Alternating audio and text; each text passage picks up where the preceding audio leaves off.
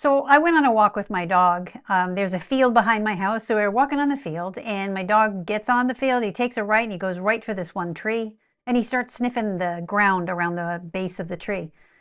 And I look up onto the trunk of the tree, and that's when I noticed something extremely unique about it.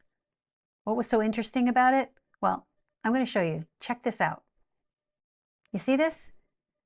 What's the first thing that comes to your mind when you see this? Maybe you're thinking, how did that tree get that way? You know what? And that's exactly what I thought.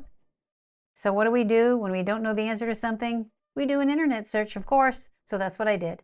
I took a picture of the trunk and I loaded that in the search engine thing. And then I asked the question, how does this happen to a tree? And what were the results? Well, it said this tree has probably sustained a wound that may have started either from bark removal or animal damage. Well, I'm going to go with the bark removal thing because there's a lot of kids that play on this field, and I've seen other trees with evidence as if the bark's been kind of picked off.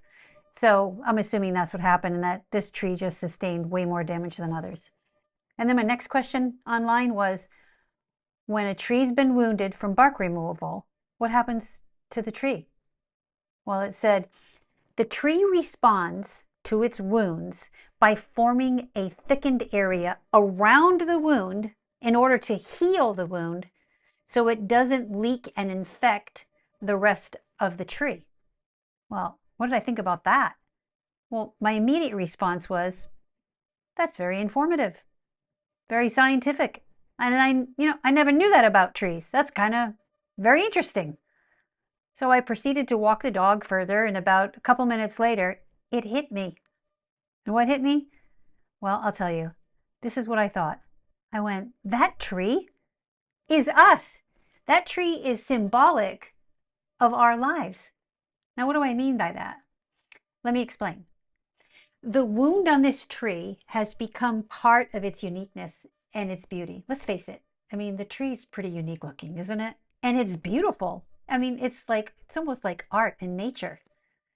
This tree has its own story. It has its own pain. We may not specifically know exactly what caused this wound, but because of that wound, it chooses to thrive instead, despite the wound.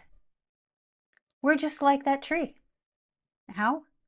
Well, each of us has our own story, just like the tree, and we have wounds and we all have pain, just like the tree. And in our lives, when we choose healing, when we choose forgiveness instead of holding on to that pain, our wounds no longer have control over us. And what happens when our wounds no longer have control over us? Well, our wounds then no longer have power and we're free to live and thrive and grow. It's just like the tree, right? How is it like this tree? Well, again, the tree's wounded. Its wound was healed. Then it's able to thrive and grow. Are there any real life examples of this? Do we know any people that, yeah. Oh gosh, yeah.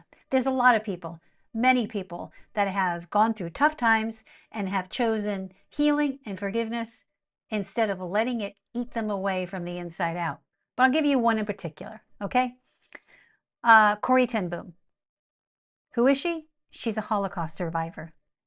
What was her wound? Well, she was imprisoned in a Nazi concentration camp. Why was she imprisoned? Well, she hid Jews in her house during World War II to protect them. And her sister ended up dying in the concentration camp. And what did she choose to do? Well, instead of holding on to hate and letting it infect the rest of her life and all the people around her as well, she chose healing. And then she spoke around the world about forgiveness, and she even forgave a former Nazi prison guard. So, where am I going with this here? What am I thinking? Right. Corrie didn't let her wounds dictate her life. Her wounds were healed, and then she continued to live and thrive in her life, just like that tree. It was wounded, and then it found a way to thrive in spite of the wound. I'd love to hear your thoughts on this. What do you see in that tree? Or do you have a unique story of healing? Leave a comment and let me know. Let's talk about this. And until then, you have a great one, and I'll see you in the next video. Bye.